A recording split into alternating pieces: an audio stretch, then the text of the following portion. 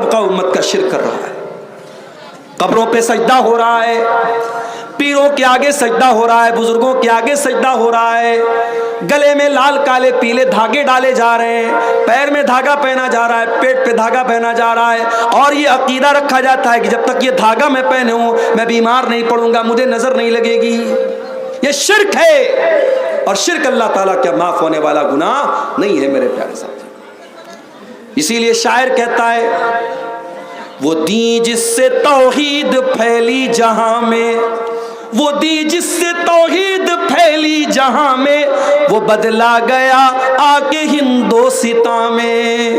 جس دین کے ذریعے توحید پھیلی تھی وہ دین آ کر کے ہندوستان میں بدل گیا، اور ہندوستان میں اس دین کے ماننے والے قبر پرست بن گئے، بزرگوں کے آگے سجدہ کرنے والے بن گئے، تعویذ پہننے والے بن گئے، اللہ کو چھوڑ کر کے غیر اللہ کی عبادت کرنے والے بن گئے.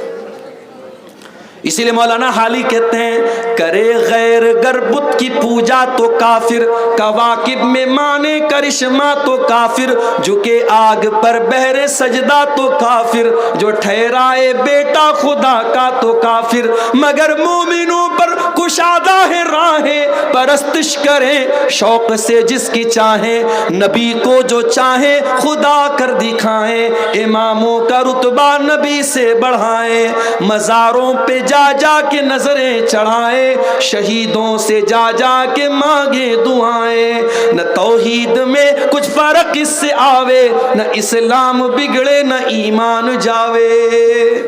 مسلمان شرک کر رہا ہے اور مسلمان یہ سوچتا ہے کہ صاحب میں تو کلمہ پڑھتا ہوں، میرا شرک تو شرک نہیں ہے. نہیں، اللہ کا قانون ایک ہے میرے پیارے ساتھ.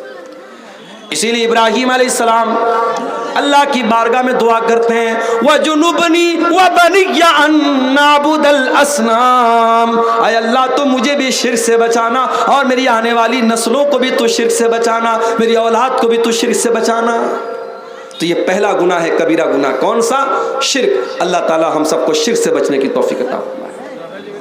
دوسرا گناہ، دوسرا بڑا گناہ، کسی بے قصور کو قتل کرنا، کسی نردوش کی ہتیا کرنا. وَلَا تَقْتُلُوا النَّفْسَ الَّتِي حَرَّمَ اللَّهُ إِلَّا بِالْحَقِّ، کسی انسان کو قتل نہ کرو جس کی جان کو اللہ تعالیٰ نے حرام قرار دیا ہے. ہاں اس کو قتل کیا جا سکتا ہے جس کو قتل کرنے کا حق ہے، جس کو قتل کرنے کی شریعت میں پرمیشن دی گئی ہے. کس کو قتل کرنے کی پرمیشن دی گئی ہے؟ اللہ کے نبی فرماتے ہیں 3 لوگ ایسے ہیں جن کو قتل کرنے کی شریعت میں اجازت دی گئی ہے. السیب الزانی، ایک وہ انسان ہے جو شادی شدہ ہے اور زناکار ہے، اس کی شریعت میں سزا کیا ہے؟ سزائے موت ہے. نمبر 2 والمفارق لدینہ، اسلامی حکومت کے اندر کوئی مرتد ہو جائے، کوئی مرتد ہو جائے، مسلمان تھا کافر ہو جائے اور اسلامی حکومت ہے تو اس کی بھی سزا سزائے موت ہے. والنفس بالنفس، اور جان کے بدلے جان ہے. اگر کوئی کسی کا مرڈر کر دے، کسی کو قتل کر دے تو قاتل کو بھی قصاص کے طور پہ قتل کیا جائے گا. ہاں اگر جس کو قتل کیا گیا اس کے گھر والے، اس کے گارجین اگر معاف کر دے تو الگ بات ہے، ورنہ قاتل کی سزا سزائے موت ہے. تو قتل کرنا یہ دوسرا بڑا گناہ ہے. اب اگر کسی کو لگتا ہے کہ اسلام آتنکواد کا دھرم ہے تو اسے قرآن کی آیتوں کو پڑھ لینا چاہیے. اسلام تو کسی ایک انسان کو بھی قتل کرنے کی اجازت نہیں دیتا.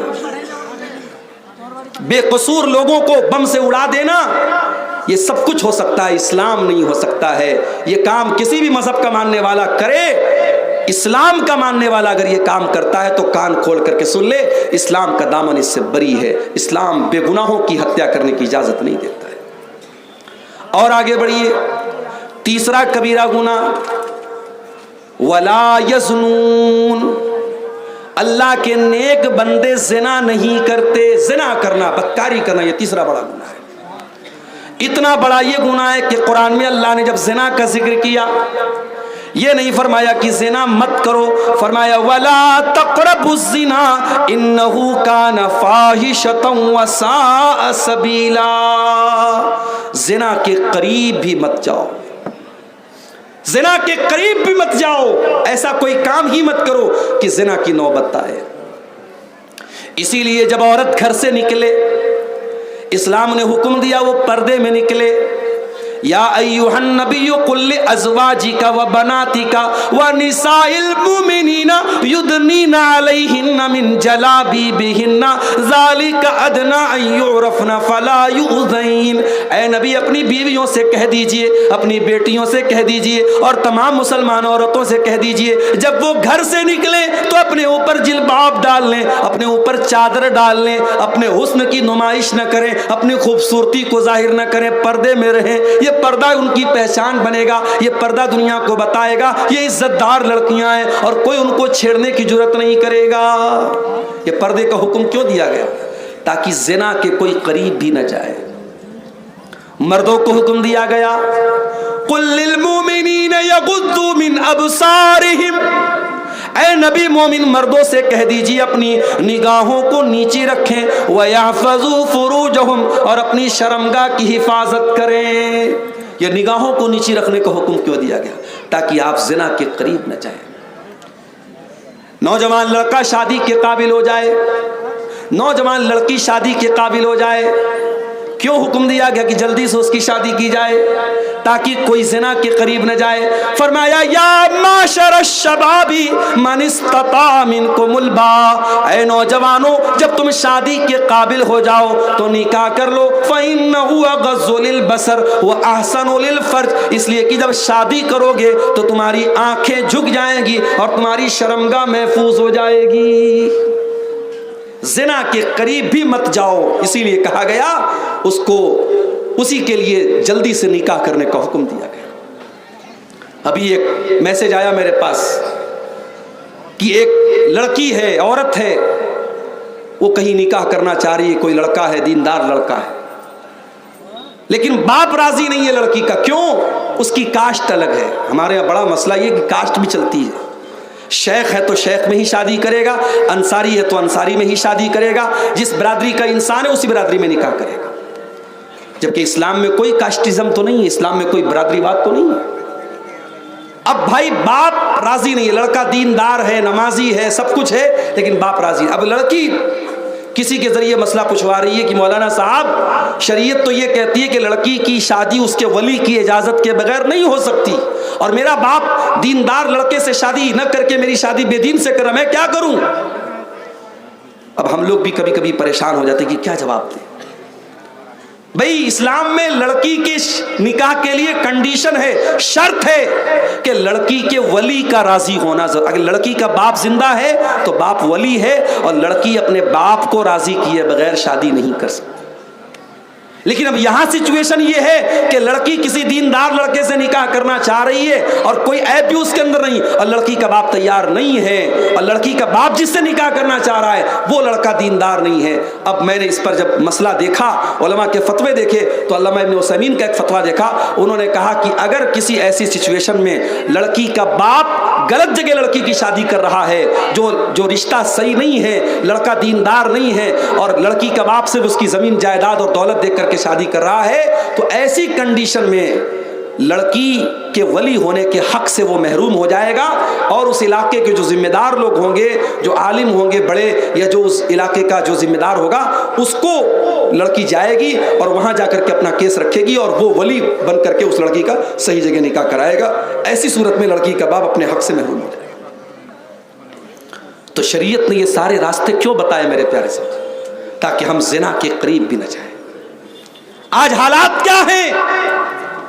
لڑکی گھر سے نکلتی ہے, اس کا پورا شریر نظر آتا ہے, بے پردہ اور بے حیا ہو کر کے وہ لڑکی گھر سے نکلتی ہے. اور جو لڑکیاں کالجوں اور اسکولوں میں پڑھتی ہیں وہ تو یہ سمجھتی ہے کہ بھئی یہ پردہ وردہ تو یہ مدرسے میں پڑھنے والی لڑکیوں کو سوٹ کرتا ہے, ہم تو اپ ٹو ڈیٹ ہیں, ہم تو ہائی فائی ہیں, ان کو اپنے سر پہ تو پٹا رکھنے کی ضرورت بھی محسوس نہیں ہوتی ہے. یاد رکھو میری پیاری بہنوں, میرے ماؤں بہنوں, یہ آپ کا پردہ, یہ آپ کے ایمان کی علامت, آپ کے مسلمان ہونے کی علامت ہے. اللہ قرآن میں اپنے نبی سے کہتا ہے وَقُلْ لِلْمُؤْمِنَاتِ يَغْضُضْنَ مِنْ أَبْصَارِهِنَّ وَيَحْفَظْنَ فُرُوجَهُنَّ. اے نبی مسلمان عورتوں سے کہہ دیجئے, مومنہ عورتوں سے کہہ دیجئے کہ وہ اپنی شرمگاہ کی حفاظت کریں, اپنی آنکھوں کو پست رکھیں. وَلَا يُبْدِينَ زِينَتَهُنَّ, اور اپنی زینت کو ظاہر نہ کریں, اپنی خوبصورتی کو ظاہر نہ کریں. یہاں تک کہا اللہ نے وَلْيَضْرِبْنَ بِخُمُرِهِنَّ عَلَى جُيُوبِهِنَّ، اے مسلمان عورتوں تم اپنے دوپٹے کو اپنے سینے پر رکھو. باپ سامنے ہے، بیٹا سامنے ہے، اپنا بھائی سامنے ہے، محرم رشتہ دار سامنے ہے. محرم کے سامنے بھی عورت اپنے دوپٹے کو سینے پر رکھے گی، گریبان پہ رکھے گی. اپنے محرم کے سامنے بھی عورت کو بے پردہ ہونے کی اجازت نہیں ہے، اپنی زینت کو ڈھانپنے کا حکم دیا گیا. کیوں کہا اللہ کے نبی نے کہ جب کوئی لڑکا لڑکی، جب کوئی مرد و عورت اکیلے میں ملتے ہیں، لا یخلون رجل بامرأۃ الا وثالثہما الشیطان، جب کوئی مرد کسی عورت سے اکیلے میں ملتا ہے تو تیسرا شیطان ہوتا ہے. کیوں کہا؟ تاکہ زنا کے قریب بھی نہ جائے.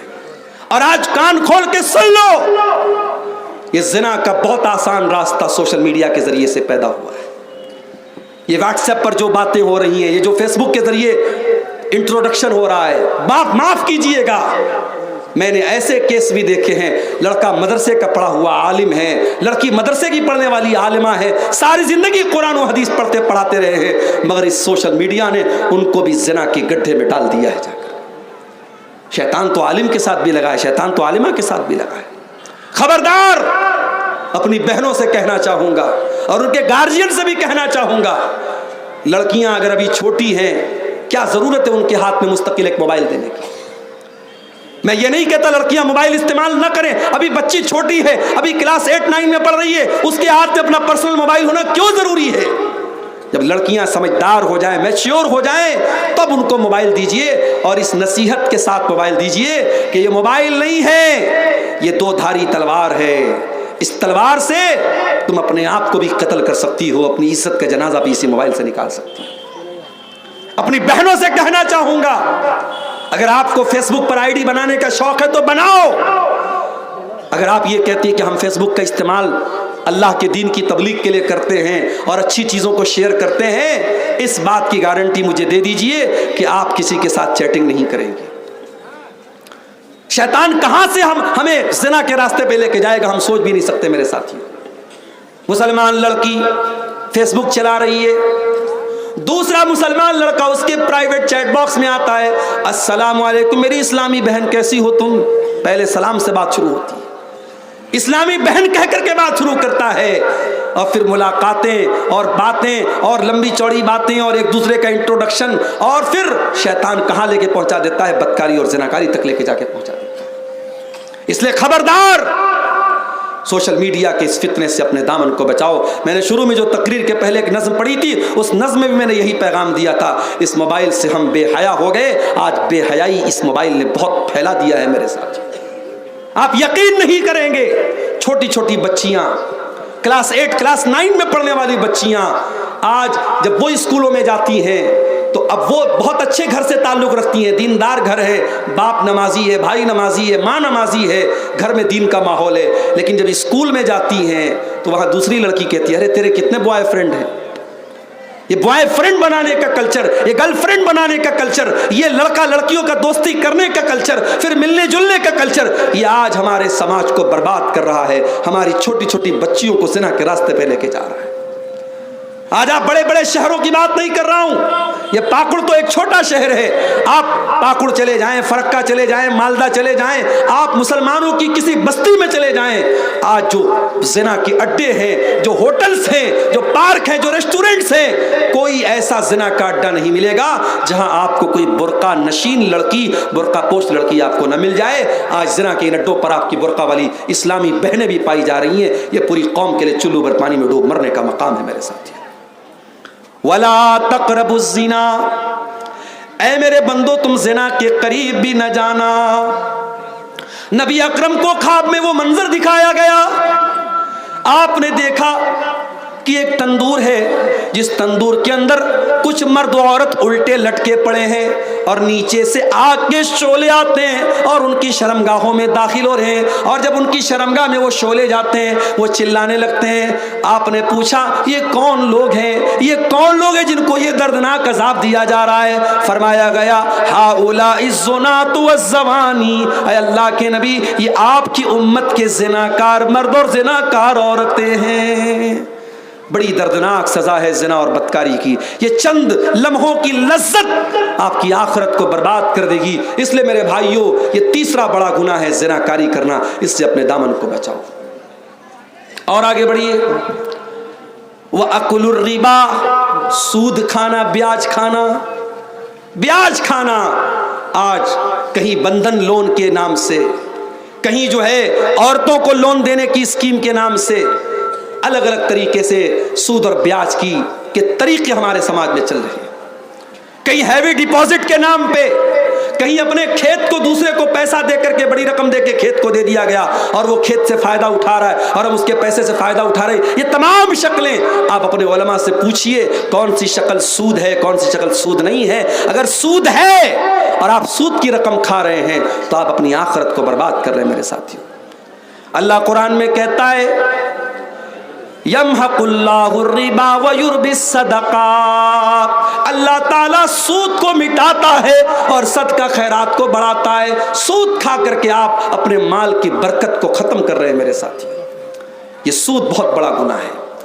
اتنا بڑا گناہ ہے کہ قرآن کہتا ہے فَإِن لَمْ تَفْعَلُوا فَأْذَنُوا بِحَرْبٍ مِّنَ اللَّهِ وَرَسُولِهِ، اگر تم سود کھانا نہیں چھوڑو گے تو اللہ سے اور اس کے رسول سے جنگ کرنے کے لیے تیار ہو جاؤ. تو سود کھانا بہت بڑا گناہ ہے. وَأَكْلُ مَالِ الْيَتِيمِ، یتیم کا مال کھانا بھی کبیرہ گناہ ہے. یتیم کا مال کھانا بھی بڑا گناہ ہے. ان الذین یاکلون اموال الیتامی ظلما، جو یتیم کا مال کھاتے ہیں انما یاکلون فی بطونہم نارا، وہ اپنے پیٹ میں جہنم کی آگ بھرتے ہیں. کبھی کسی یتیم کا مال مت کھاؤ. اگر آپ کے بھائی کا انتقال ہو گیا اور آپ کے بھائی کے چھوٹے چھوٹے بچے یتیم بچے ہیں تو بے درد بے رحم نہ بن جاؤ اور یہ مت کہو شریعت کی دہائی دیتے ہوئے کہ ارے ان یتیموں کا کچھ نہیں بنتا، میرے باپ کی میراث میں تو میرا حق بنتا ہے، میرا بھائی تو مر گیا باپ کی زندگی میں اس کا نہیں بنتا. ان یتیموں پر ترس کھاؤ اور اپنے باپ سے کہہ کر کے ان یتیموں کو بھی ان وصیت کا حق دلواؤ تاکہ وہ بچے جو ہے وہ یتیم بچے محروم نہ رہ جائیں.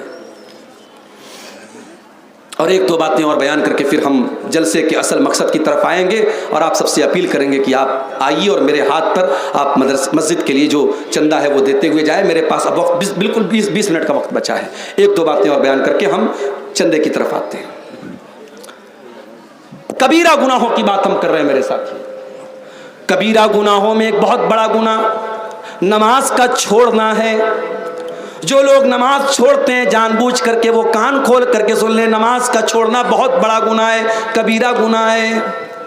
اللہ نے قرآن میں 16ویں پارے میں جہاں اپنے نبیوں کا ذکر کیا، نبیوں کا ذکر کرنے کے بعد فرمایا فَخَلَفَ مِن بَعْدِهِمْ خَلْفٌ أَضَاعُوا الصَّلَاةَ وَاتَّبَعُوا الشَّهَوَاتِ فَسَوْفَ يَلْقَوْنَ غَيًّا.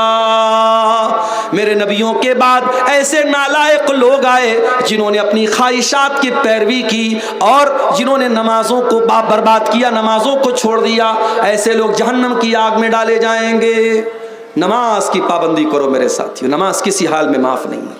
آج مسجد کی تعمیر کے لیے جلسہ ہو رہا ہے. مسجد کیوں بنتی ہے؟ نماز پڑھنے کے لیے. مگر ہمارا حال کیا ہے؟ مسجد تو بنا لی شب بھر میں ایمان کی حرارت والوں نے. کس کی طرف سے؟ اچھا. دیکھیے میں سب کا نام نہیں لے پاؤں گا، یہ ہمارے بزرگ ہیں، انہوں نے مسجد کی تعمیر کے لیے یہ بسم اللہ کیا ہے. اللہ تعالیٰ عبدالرقیف صاحب، اچھا عبداللطیف صاحب، یہ مولانا عبداللطیف صاحب نے کتنا ہے پیسہ؟ یہ 5000 روپیہ. اللہ تعالیٰ مولانا کی عمر میں برکت عطا فرمائے، مولانا کے علم و عمل میں اور ان کی صحت میں اللہ تعالیٰ برکت دے اور اللہ تعالیٰ ان کے اس چندے کو قبول فرمائے. میرے پیارے ساتھیوں آ جائیے، میرے پاس وقت بہت کم ہے، 15 سے 20 منٹ کا ٹائم بچا ہے. اللہ اکبر. یہ دیکھیے مطیع الرحمان بھائی نے 500 روپے کا چندہ پیش کیا ہے. یہ کسی بے نام صاحب نے، صاحب خیر نے 500 اور 1000 کا چندہ پیش کیا ہے. رب العالمین آپ سب کے چندے کو قبول فرمائے.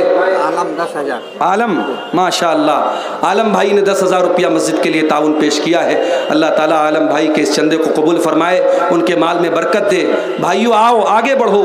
یہ اللہ کے گھر کا معاملہ ہے، اللہ کا گھر آپ کو دعوت دے رہا ہے، بلا رہا ہے، آپ محبت کرتے ہیں اگر مسجد سے، دین سے، علماء سے، آپ آگے بڑھیے اور بڑھ چڑھ کر کے اس میں حصہ لیجیے۔ ماشاء اللہ، یہ ہمارے مستفیض بھائی ہیں، انہوں نے اپنے والد کی طرف سے یہ 500 روپے کا چندہ پیش کیا ہے۔ وعلیکم السلام۔ اللہ تعالیٰ آپ کے اس چندے کو 500 روپے چندہ آپ نے پیش کیا ہے، اللہ قبول فرمائے۔ اور یہ حفیظ الرحمان صاحب ہیں، انہوں نے 100 روپے کا چندہ پیش کیا ہے، اللہ تعالیٰ ان کے چندے کو قبول فرمائے۔ بھائیو آگے بڑھیے، وقت کم ہے، کمیٹی والے بھی جو ہے نظریں گاڑے ہوئے ہیں کیونکہ 15-20 منٹ کا وقت بچا ہے۔ یہ کسی اور بھائی نے بھی 500 روپے کا چندہ پیش کیا ہے، اللہ ان کے چندے کو قبول فرمائے۔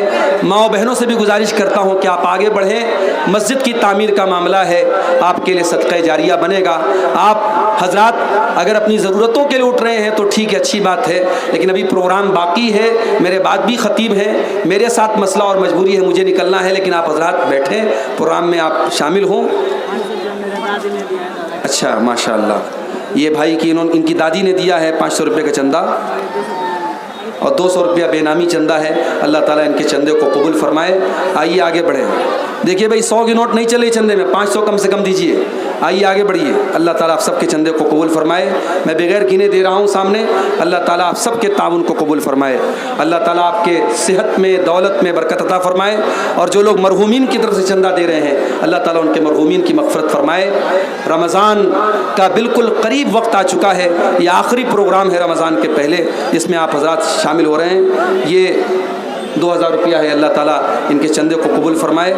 آپ سب آئیے آگے بڑھیے اور 10 منٹ میرے ہاتھ پہ چندہ دیتے ہوئے اللہ تعالیٰ کے یہاں اپنے جنت میں اپنے گھر کو بناتے ہوئے آگے بڑھیے۔ ماشاءاللہ، آئیے آئیے، چلے آؤ چلے آؤ، چمن تم کو بلاتا ہے۔ من بنا للہ مسجدا بنا اللہ لہ بیتا فی الجنہ، مسجد کی تعمیر کرنے والا جنت میں اپنا گھر بناتا ہے۔ اللہ تعالیٰ تمام چندہ دینے والوں کے چندے کو قبول فرمائے، آخرت میں اس کا بہترین بدلہ آپ لوگوں کو اللہ تعالیٰ عطا فرمائے۔ محبوب عالم بھائی نے 500 روپے کا چندہ پیش کیا ہے۔ اچھا، انہوں نے مصطفی صاحب نے 200 روپیہ ہیں۔ اچھا ماشاء اللہ، 5000 ہے ماشاء اللہ، 5000 کا یہ الگ چندہ ہے، 500 کا الگ ہے، اور یہ شاید 500 الگ ہے۔ اللہ تعالیٰ ان سارے چندے کو قبول فرمائے۔ اللہ تعالیٰ، میں نام نہیں بھی لوں گا تو سمجھیے ثواب ملے گا انشاءاللہ، اصل چیز نیت ہے۔ تمام چندہ دینے والوں کے چندے کو اللہ تعالیٰ قبول فرمائے۔ آئیے آگے بڑھیے اور دیتے ہوئے، مسجد کا معاملہ اللہ کے گھر کا معاملہ ہے، نیکی کے کام میں بڑھ چڑھ کر کے حصہ لیجیے۔ اللہ تعالیٰ آپ سب کے چندے کو قبول فرمائے۔ آئیے بڑھیے، بس 5 منٹ کا وقت ہمارے پاس اور ہے، دیر نہ کیجیے، آگے بڑھیے اور اس کار خیر میں حصہ لیجیے۔ اللہ آپ سب کے تعاون کو قبول فرمائے۔ اللہ آپ ماشاءاللہ، اللہ تعالیٰ قبول فرمائے۔ آئیے آگے بڑھیے، ماشاءاللہ ماشاءاللہ۔ اللہ تعالیٰ آپ لوگوں کی اس چندے کو اس مسجد کی تعمیر میں اللہ تعالیٰ قبول فرمائے، اور جلد سے جلد توفیق دے اس گاؤں کے لوگوں کو کہ شاندار مسجد کو یہ تعمیر کریں۔ ماشاءاللہ ماشاءاللہ۔ آئیے آئیے، اللہ تعالیٰ آپ سب کے چندوں کو قبول فرمائے، آپ کے مال میں سے